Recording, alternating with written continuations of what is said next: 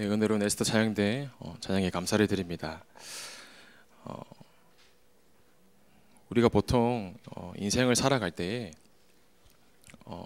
내 생각과 또 기준대로 내 수준대로 생각하는 경우가 많은데, 우리의 머리부터 여기 가슴까지는 대부분 평균적인 수치가 한 30cm 정도 된다고 합니다. 그리고 예배를 드릴 때 다른 말씀을 듣는 게 아니라 또 예수가 그리스도 되심에 대한 말씀을 듣는데, 우리가 늘 말씀을 들을 때 이렇게 머릿속에서 저를 포함해서 맴돌다가 이 가슴으로 내려오지 않는 경우가 참 많습니다. 근데 오늘 예배 드리는 이 시간에 우리가 내 머리로 알고 있는 그리스도가 아니라 내 가슴 속으로 누리고 있는 그리스도가 감사로 고백되어지는 예배가 되길 소원합니다. 오늘 함께 나눌 말씀의 제목이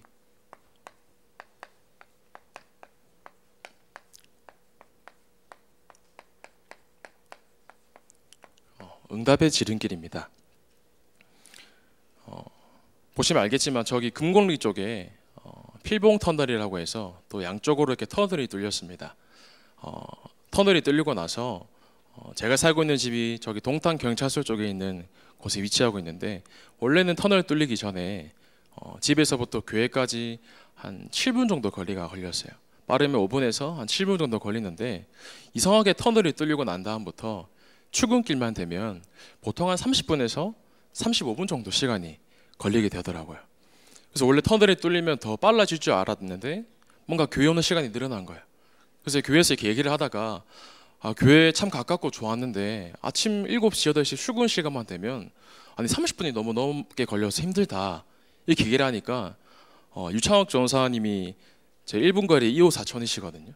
근데 저는 5분 만에 오는 길을 아는데요 하시더라고요. 그래서 이게 어디에 길이 있어요? 이렇게 물어보는데 다른 이렇게 돌아가는 길이 있더라고요. 저는 그것도 모르고 거의 한 2, 3주를 30분 동안 정체된 길에서 머물러 있다가 꾸역꾸역 왔단 말이에요. 제가 이 얘기를 왜 서두에 말씀드리냐면, 오늘 이 시간에 우리가 응답을 받을 수 있는 빠른 지름길이 있습니다. 이 자리에 응답받기 싫으신 분은 아무도 없잖아요. 그런데 응답받는 지름길이 뭐냐 했을 때, 내가 살았던 대로 살지 않고 내 생각대로 내 기준대로 사는 것이 아니라 내 것을 다 내려놓고 그냥 온전히 순전히 하나님의 말씀만 그대로 따라가면 되는 줄 믿습니다. 우리가 인생을 살아가는 동안에 한 번도 가지 못한 초행길이 있습니다. 인생을 살아갈 때에는 많은 선택의 시간도 없고 또 선택을 해야 될 순간도 없고요. 내가 한 번도 가지 못한 길이 있는데, 이때 어떻게 내가 바르게 판단하고 선택할 수 있냐 했을 때 그 사람의 평상시의 상태가 제일 중요한 겁니다. 그러면 평상시의 상태를 어떻게 준비해야 되냐 했을 때, 결국은 우리의 삶이 다른 곳으로 오직을 하는 것이 아니라 내게 주신 그 말씀에 우리가 오늘도 오직을 해야 되는 줄 믿습니다. 그러면서 내게 주신 그 오직의 말씀을 가지고 내가 있는 현장에서 응답을 누리는 것이 우리가 237에 대한 응답을 확인하는 것인 줄 믿습니다. 그러면 어떻게 응답을 먼저 확인하냐 했을 때, 첫 번째로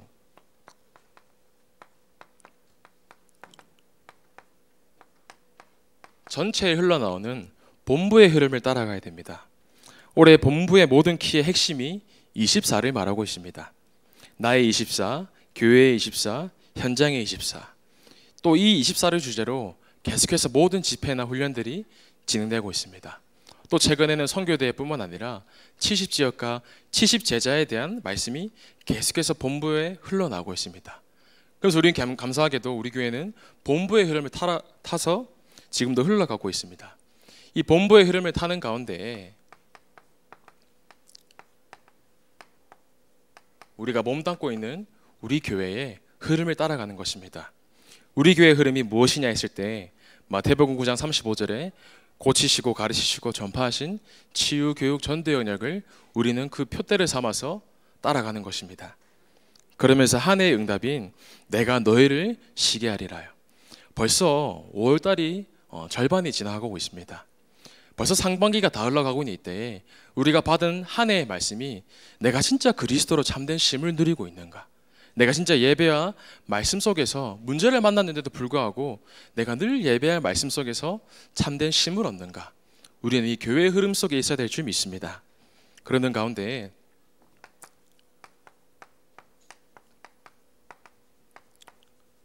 우리가 살고 있는 지역과 현장 속에서 흘러나오고 있는 현장의 흐름이 있습니다. 그런데 대부분 사람들이 이 본부에서 말씀을 받고 충격을 받아서 바로 현장으로 넘어오게 됩니다. 근데 그것이 아니라 우리가 진짜 참되게 바르게 응답을 받는 방법이 본부에서의 말씀을 듣고 교회에 와서 먼저 그 응답을 확인하는 겁니다. 그러면서 교회에서 받은 그 응답을 현장 속에서 하나씩 확인해 나가면서 응답을 점검하는 것이 우리의 참된 응답의 방법인 줄 믿습니다. 말씀을 계속 들을 때마다 참 맞다라고 깨달아지는 게 우리의 신앙생활을 차분히 해야 되는데 목사님께서 늘 목회 중심이 돼야 된다. 목회자 중심이 되면 안 된다 말씀을 하시는데 참 그렇지. 우리는 사람을 보고 따라가는 것이 아니라 영원히 변하지 않는 오직 복음과 그리스도의 말씀을 따라가며 사는 것입니다. 그러면서 목회자가 중요하지 않다 그 말이 아니라 목회 중심 속에서 또 다른 것들도 참 중요한 게 많습니다. 율법도 사실은 너무나 중요한데 왜 문제가 되냐 했을 때 율법주의가 되면 문제가 되는 것입니다. 다락방이 맞는데 다락방에만 구원이 있다. 다락방주의가 되면 안 되는 것처럼 우리의 삶이 다른 것에 초점이 두어지는 것이 아니라 하나님의 변치 않은 말씀을 중심이 되어서 목회 중심과 교회 중심과 강당 중심 속에 살다 보면 하나님께서 우리에게 많은 응답들을 몰아가실 줄 믿습니다. 화요 집회나 새가족 집회, 산업 선교 전도학 많은 본부의 흐름을 당연히 타되 실제로 기도 제목은 강단을 통해서 우리가 잡고 강단을 통해서 붙잡은 제목을 가지고 삶 속에서 응답을 확인해 나가는 것입니다. 우리가 자칫 잘못하면 많은 메시지를 듣는데 그 많은 메시지 속에서 말씀에서 표류를 할 수가 있습니다. 우리는 말씀의 흐름 가운데 표류를 하는 것이 아니라 정확한 말씀을 따라서 흐름 속에 흘러가는 것입니다. 얕은 물가가 있는데 발목 정도 오는 시냇가에 우리가 걸어다니면 내 힘 들이지 않고 시냇가를 걸어갈 수 있습니다. 그런데 깊이가 만약에 허벅지 중간 정도 물이 차는 곳에 들어가게 되면 어느 정도 걷기가 힘들어집니다. 그런데 좀 물이 더 깊어져서 가슴 속에까지 물이 차게 되면 이제는 더 이상 내 힘대로 내 뜻대로 움직이기가 힘들어집니다. 결국 수심이 깊은 곳에 들어가서 머리까지 잠기는 곳에 들어가면 내 의지대로는 도저히 움직일 수 없는 상황이 옵니다. 우리가 이 많은 흐름 속에서 표류를 하는 것이 아니라 우리의 몸을 완전히 강단의 흐름 속에 맡기는 겁니다. 내 생각대로 내 뜻대로 살아가는 것이 아니라 강단의 흐름 속에 정확히 우리가 몸을 담고 있다면 강단이 흘러가는 그 언약대로 우리의 삶이 응답을 받고 하나님께서 우리 현장 속에 많은 응답들을 성취해 나가실 줄 믿습니다. 그래서 오늘 이 시간 여러분들이 다른 것이 아니라 본부의 흐름 속에서 또 교회의 흐름 속에서 현장의 흐름 속에서 정확한 응답을 받는 저 여러분 되기를 소원합니다. 그러면서 하나님께서 우리에게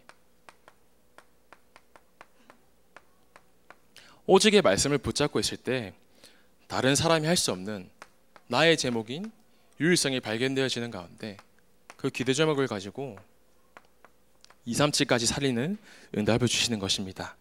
그럼 첫 번째로 어떻게 해야 되냐 했을 때 하나님이 나에게 주신 정확한 언약을 확인하는 겁니다. 어떻게 확인해야 되냐 했을 때 늘 강단을 붙잡고 아침과 낮과 밤마다 말씀을 묵상하고 말씀을 따라가는 것입니다. 오늘 저도 아침에 눈 뜨실 때 저는 특별히 이렇게 몸이 아프시거나 뭐 영적으로나 육신적으로 아프신 분들이 그냥 마음에 당기지 않거든요.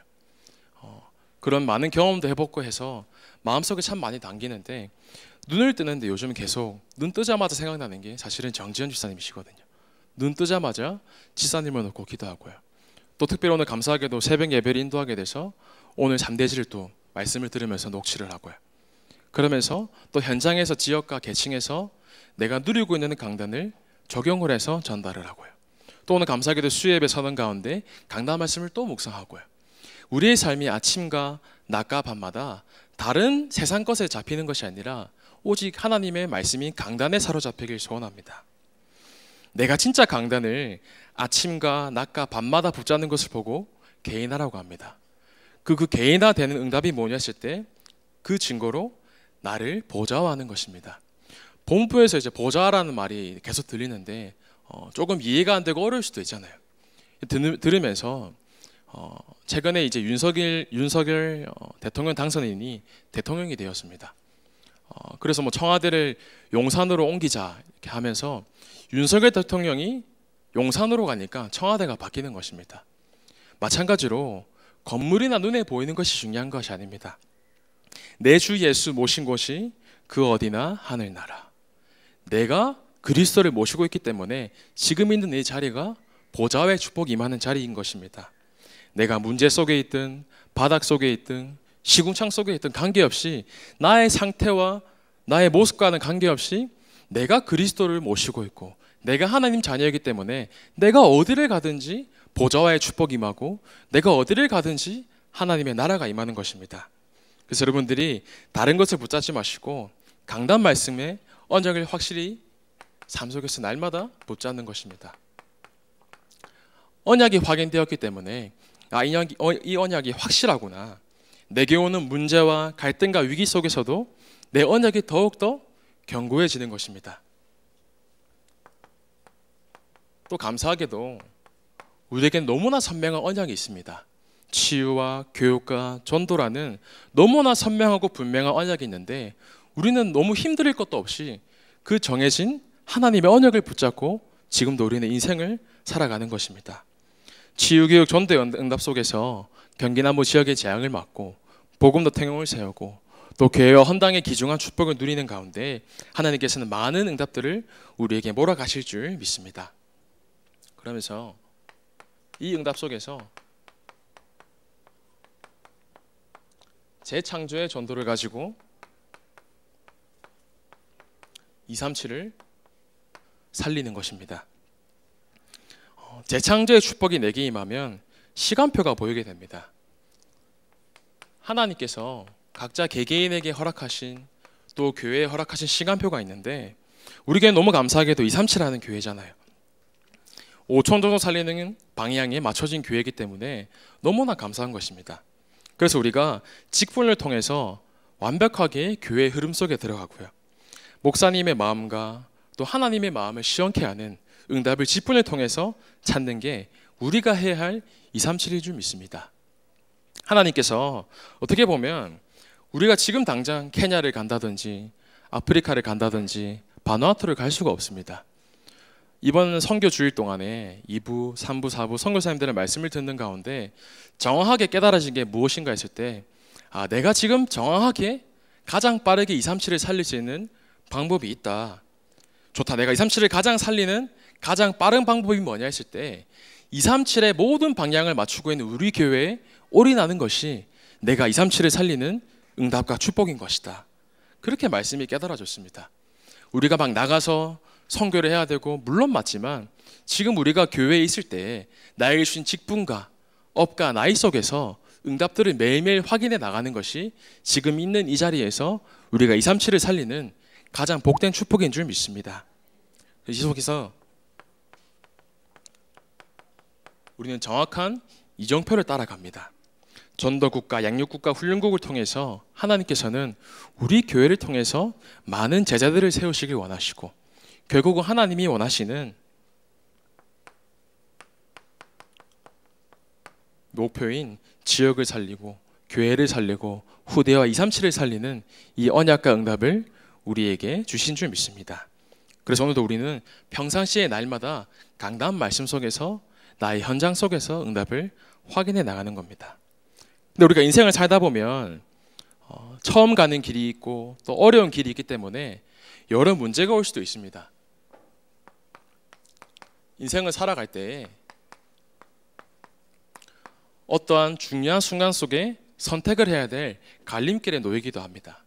또는 뭔가 궁지에 몰려서 문제를 만나서 벼랑길 끝에 만나는 경우가 있는데 이 우리가 문제를 만났을 때 위기를 만났을 때 내가 어떻게 진짜 선택을 해야 되는 것인가?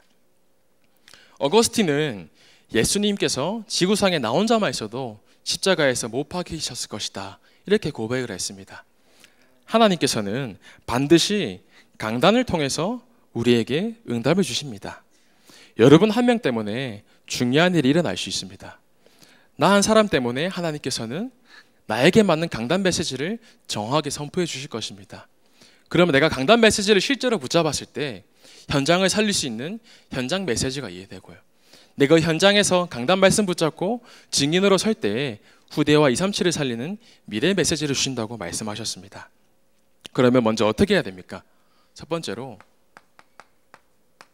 우리가 늘 듣는 설교가 설교로 끝나는 것이 아니라 하나님의 말씀으로 실제로 나의 가슴 속에 담기는 것입니다.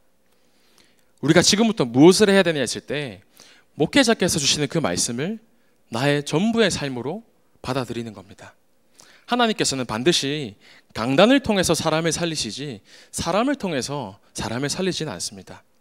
하나님께서는 말씀을 통해서 사람을 변화시키시고 사람을 살리시길 원하십니다. 그래서 설교를 들으려고 하지 말고 우리는 말씀을 하나님의 음성을 들어야 되는 것입니다. 그럼 여러분들이 이 속에서 첫 번째로 완전히 말씀 속에 답을 내리는 70인의 응답을 현장에서 늘 확인해 나가는 겁니다. 그러면 70인의 대표적인 인물이 누군가 했을 때 성경은 디모데라는 제자를 말하고 있습니다. 디모데 한 사람을 위해서 하나님께서는 메시지를 주십니다. 그 말씀이 디모데 전후서입니다. 하나님이 디모데 한 명을 위해서 시대적인 전도자였던 바울에게 말씀을 주시는 것입니다. 여러분들이 이 말을 이해하시고 말씀 외에 중요한 게 없다고 답을 낸다면 하나님께서는 우리에게 가장 필요한 말씀을 주실 것입니다. 얼마나 바울이랑 디모데가 소통이 됐냐 했을 때 내 아들아 라고 얘기할 만큼 말씀이 소통이 된 겁니다. 그래서 우리가 말씀을 들을 때 그냥 설교로 듣는 것이 아니라 목회자의 말씀이 하나님의 말씀으로 들려지는 것입니다. 이 속에 내 인생의 모든 응답이 있는데 또 대표적으로 이 응답을 받은 인물이 두기고라는 인물입니다. 바울은 두기고에게 가장 중요한 심부름을 맡겼습니다. 골로새서 4장 7절에 내 사정을 아는 두기고라고 얘기를 합니다. 그러면서 마지막에는 너희 마음을 위로하게 하려는 자라고 할 만큼 이 두기고는 그냥 말씀이 아니라 그 말씀을 나의 것으로 붙잡았던 인물이었습니다. 이 70인의 인물들이 응답이 현장에서 확인해 나가면서 하나님께서 또 뭐라고 말씀하시냐면 여러분들의 존재 자체가 메시지라고 얘기하십니다. 과거에 당한 상처나 문제나 갈등과 위기 전체가 결국은 사람을 살리는 메시지가 되는 것입니다. 그러면서 지역마다 중요한 사람들이 있었는데 이때에 지역에서 문제나 사건, 갈등, 위기에도 흔들리지 않는 70제자가 견고히 서는 것입니다. 제자는 그냥 만들어지지 않습니다. 이 대표적인 인물로 베드로가 나옵니다. 베드로 때 메시지를 받고 모인 사람들이 사도행전 1장 14절의 사람들입니다. 그 마가의 다락방에 모인 사람들이 뭔가 부유하고 능력이 있고 수준이 높았던 게 아니라 연약하고 문제도 많고 보잘것없었지만 하나님의 말씀을 진짜 나의 것으로 붙잡았던 겁니다. 결국은 이 소수의 사람들로 말미암아서 로마 전체가 복음을 받게 됩니다. 또한 문제 속에서 응답을 말씀을 통해 붙잡는데 사도행전 2장 9절 11절에 보면 15나라의 문이 열리면서 70제자가 일어나는 응답이 오게 됩니다. 또 얼마나 이해 안 되는 일이 벌어지냐면 사도행전 6장 7절에 제사장의 무리가 돌아올 만큼 하나님께서는 이 제자들을 말미암아 많은 응답들을 현장에서 보여주시는 것입니다. 그러면서 또 대표적인 70제자 가운데 바울이 있습니다. 바울은 루스도라에서 돌에 맞았는데도 불구하고 그 지역에서 디모데라는 제자를 찾습니다. 바울은 빌립보라는 지역의 새 지역에 도착했는데 그곳에서 루디아라는 제자를 찾게 됩니다. 또 가장 핍박받은 곳에서 가장 큰 열매가 나오는 그 데살로니가의 응답을 받고요. 또 성경에 보면 이런 말이 나옵니다. 저희가, 우리가. 결국은 거기 나왔던 인물들이 결국 70 제자의 응답을 누렸던 사람들인 것입니다. 그래서 결국 우리는 문제나 사건과 상처나 핍박 속에서도 진짜 하나님의 계획을 붙잡고 나가는 겁니다. 이 모든 것이 결국은 메시지가 되는데, 결국 우리가 왜 이 응답을 누려야 되냐 했을 때 결론적으로 가장 중요한 것이 우리의 미래인 후대인 렘넌트에게 있는 것입니다. 그 렘넌트에게 진짜 달란트가 무엇인지 전달을 하는 겁니다. 무엇이 달란트인가 했을 때 대부분 착각을 하는 것이 무슨 좋은 대학교를 갈 수 있는 기능이나 아니면 돈을 많이 벌 수 있는 기능이나 세상적인 기준으로 달란트를 생각하고 판단을 합니다. 만약에 복음도 모르는데 서울대를 간다고 했을 때는 복음 모르는 그냥 한 세상 사람이 나올 뿐입니다. 만약에 복음이 정확하지 않은 기독교인이 서울대를 갔다 했을 때에도 그냥 복음 모르는 종교인이 한 명이 더 생긴 것 뿐입니다. 그래서 우리는 지금 하나님이 나에게 무엇을 필요로 하시고 원하시는지를 늘 질문을 해야 되는 겁니다. 진짜 후대들에게 어떤 달란트를 심겨주고 어떤 달란트를 찾게 해줄지가 너무나 중요한 것입니다. 그래서 지금 너무 바쁜 것이 우리의 바꿔야 될 생각과 기준이 너무나 많은 것입니다. 얼마나 바빠야 되냐면 시달릴 시간이 없을 정도로 바빠야 됩니다. 사람 소리가 들리고 앞에서 욕을 하거나 문제를 만났는데 뭔가 다른 사람의 소리를 들었을 때도 기분이 나쁠 수도 있지만 거기에 대답할 시간도 없을 정도로 내 기준과 생각을 바꾸고 말씀을 성취하는데 우리의 중심을 두는 것입니다. 얼마나 이렇게 지나칠 정도로 사람들이 민감하냐면 저도 이제 최근에 운전을 하는데 이렇게 운전을 하면 원래 본 성격이 나온다고 하잖아요. 저는 제가 착한 사람인 줄 아는데 이제 운전대만 잡으면 뭔가 모르게 제 이상한 것들이 나오기 시작해요. 이제 운전을 하는데 저번에 이제 2차선이 있었는데 제 옆에 있던 차가 이제 중앙을 맞춰서 이렇게 쭉 가는 거예요. 중앙선을 침범해서 가니까 위험하니까 차를 이렇게 피해서 앞으로 가는데 그럼 가면 될 것이지 뒤에서 또 따라오는 거예요. 그래서 중앙선을 몰고 가면서 이 사람 왜 그러지 하면서 다시금 이 사람을 추월해서 이제 도로를 운전해서 가는데 또 앞에 와서 중앙선으로 달리는 거예요. 그래서 이제 잡고 있는데 그러면 안 되는데 나도 모르게 창문을 내리고 있더라고요. 내가 왜 이러지 하면서 이제 운전하는데 또 제가 이렇게 착하게 생긴 것 같은데 이제 운전대를 내리는데 또 그 사람이 또 창문을 내려요. 그러면서 또 속으로 한 사람을 또 죽이고 말았답니다. 하나님께서 어떤 선택과 또 중요한 상황을 만나고 했을 때 내가 각인되고 기준되고 뿌리 된 게 나오게 되거든요. 세상 사람들이 어떻게 뿌리가 내려져 있냐면 무언가 성공을 위해서 돈을 많이 벌어야 되는 달란트나 어떤 것에 좋은 곳에 들어가야 되는 기능이나 이런 세상의 기준으로 살아가는데 우리 렘넌트들 이런 기준으로 살아가면 결국은 세상에 노예될 수밖에 없는 구조가 될 수밖에 없습니다. 그래서 우리가 무엇을 남겨야 되냐 했을 때 렘넌트들에게 하나님이 내게 주신 것을 전달해야 됩니다. 내가 기능과 전문성과 달란트를 붙잡을 때 하나님이 정말 내게 원하시는 게 무엇일까? 혹 그게 붕어빵 장사라고 해도 하나님이 원하시는 것이라면 그 업속에 하나님이 응답을 예비하신 것입니다. 그래서 우리가 후대들에게 어떤 것을 전달하냐 했을 때 먼저 내가 있는 현장 속에서 70 지역 속에서 내가 대표적인 응답을 매일매일 확인하고 장악을 하는 것입니다. 결국은 이 70 지역이 문화를 의미하는 것입니다. 요셉이 감옥소에 있을 때 장관에게 부탁을 합니다. 나갈 때 나를 기억해 달라고.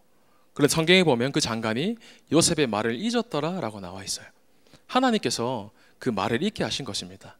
만약에 그때 요셉이 감옥에 나오게 됐으면 많은 응답들을 놓칠 수가 있는데 하나님의 절대 주권 가운데 응답을 허락하신 것입니다. 요셉이 30살이 되던 해에 총리가 될 때 지역을 넘어서서 전 세계를 살리는 응답을 누리게 됩니다. 요셉이 무언가 열심히 해서 무언가 노력을 해서 한 것이 아니라 하나님이 내게 원하시는 것을 붙잡고 그 지역과 세계를 살렸던 것입니다. 이 비밀을 안 바울이 회당으로 파고듭니다. 회당을 파고들면서 결국은 후대인 렘넌트를 살리고요. 또 병든 자들을 곳곳에서 치유합니다. 무속과 점술과 우상에 찌들어 있는 영적으로 고통받는 자들에게 정확한 답을 주는 것입니다. 세상이 가면 갈수록 영적인 문제가 너무나 많아지고 있습니다.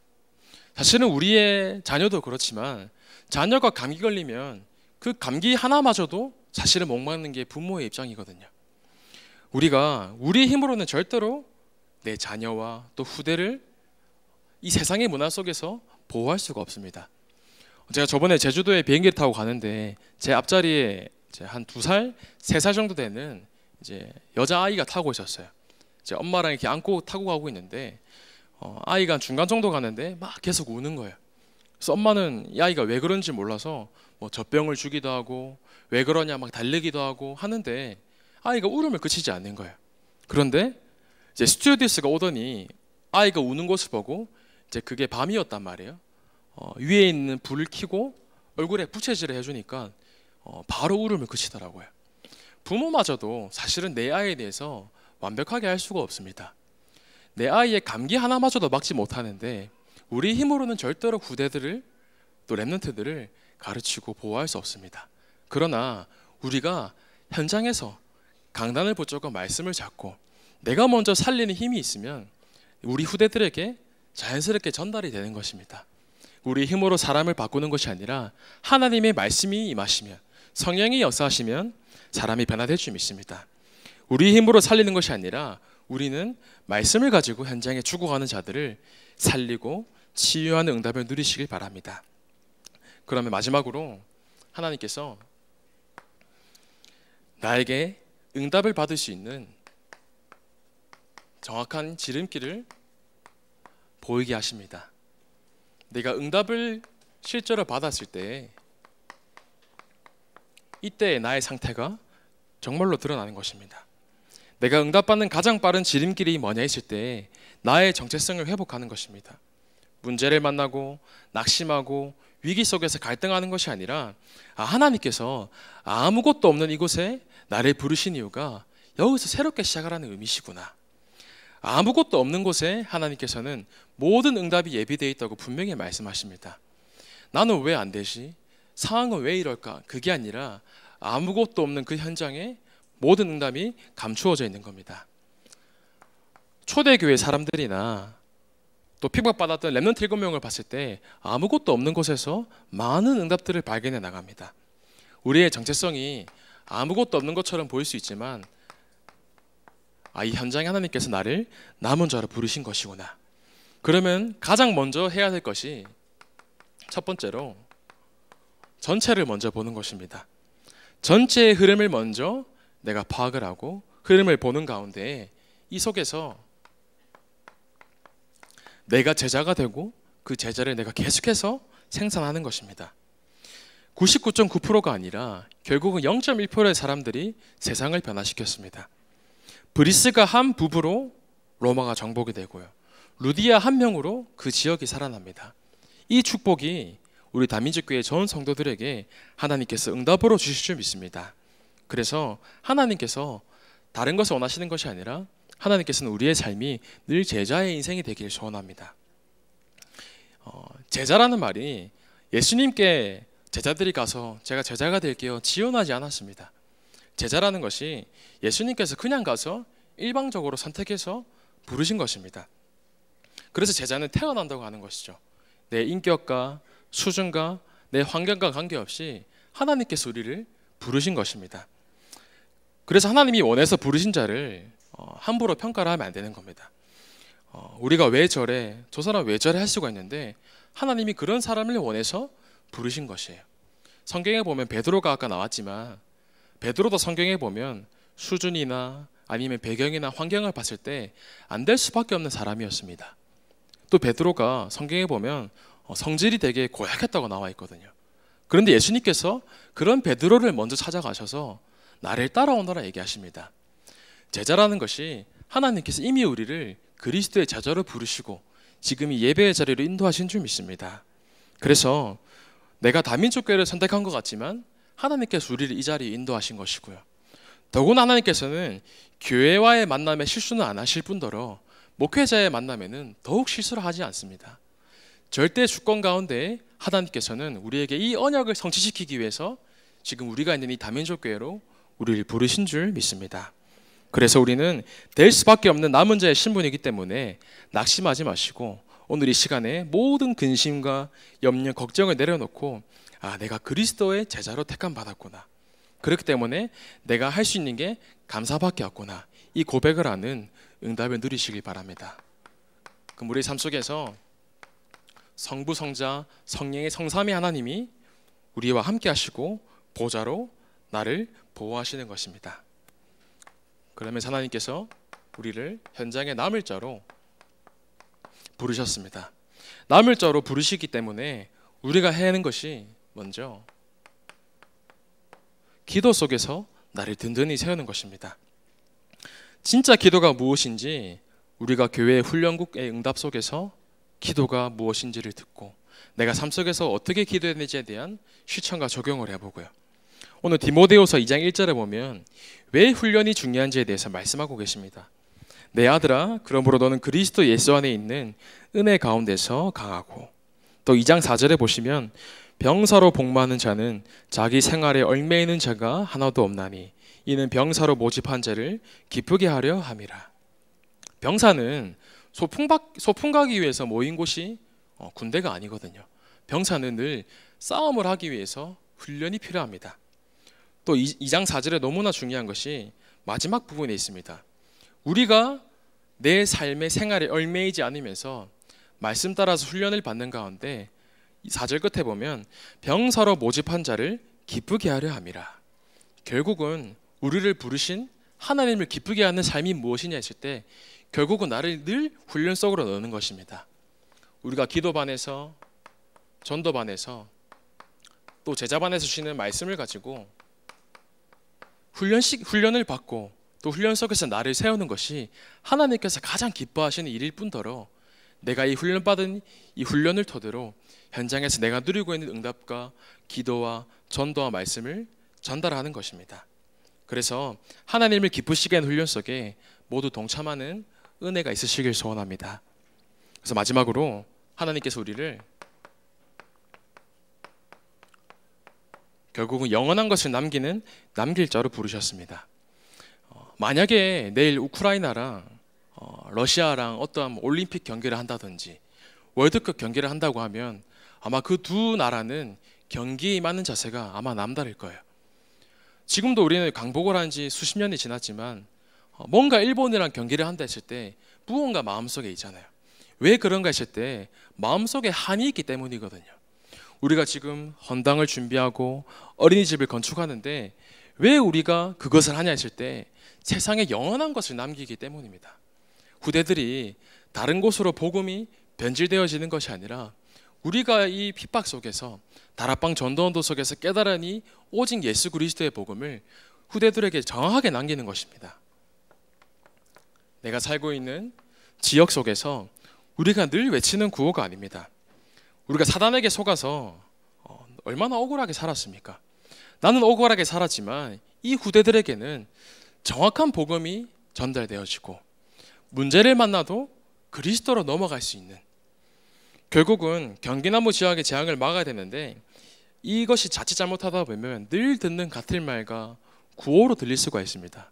그런데 빌립보 성도들에게 사도 바울께서 늘 하신 말이 같은 말을 하는 게 너에게 안전하다고 말씀하십니다. 우리가 결국은 시마다 분마다 초마다 복음을 듣지 않고 그리스도 외에 다른 것을 들으면 어쩔 수 없이 창세기 3장, 6장, 11장으로 돌아갈 수밖에 없습니다.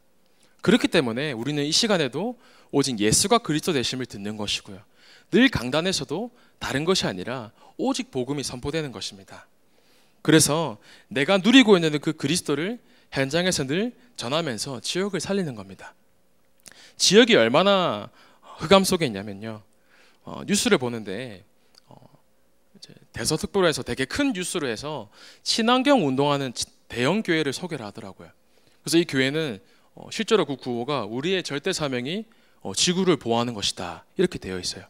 그걸 보면서 물론 환경을 보호하는 것도 맞지만 진짜 이 사람들이 현장을 모르고 있지 않은가, 현장의 영적 질병 속에서 너무나 죽어가고 있는데 우리는 진짜 이 복음을 붙잡고 지역에 죽어가는 자들을 살려야 되지 않나.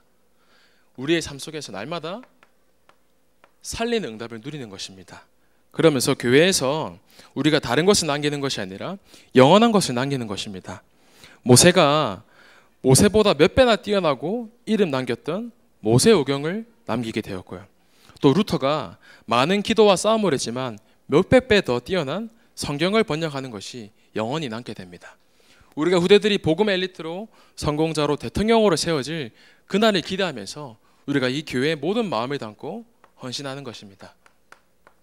그러면서 결국 그 후대들을 하나님이 가장 기뻐하시는 전도운동에 쓰임받는 후대들로 세우는 가운데 237과 5총종족을 살리는 그 응답 속에 우리 교회와 나 자신을 부르신 줄 믿습니다. 그래서 우리의 삶이 다른 것에 중심을 두고 다른 것에 내 생각과 기준을 두는 것이 아니라 오직 강단의 흐름 속에서 강단 말씀을 붙잡고 강단 성취의 증인으로 우리의 삶이 날마다 하나님을 기쁘시게 하는 삶이 되기를 소원합니다. 살아계신 하나님 감사를 드립니다. 하나님께서 우리에게 정확한 복음을 알게 하시고 이 응답 가운데 하나님이 가장 기뻐하시는 응답의 지름길을 늘 강단 속에서 확인하게 하심에 감사를 드립니다. 우리의 인생의 날마다 강단의 흐름 속에서 강단 말씀 속에서 강단 말씀이 성취가 되어지는 증인의 삶 될 수 있도록 성령으로 역사하시고 인도하여 주옵소서. 살아계신 예수 그리스도 이름으로 기도하옵나이다. 아멘.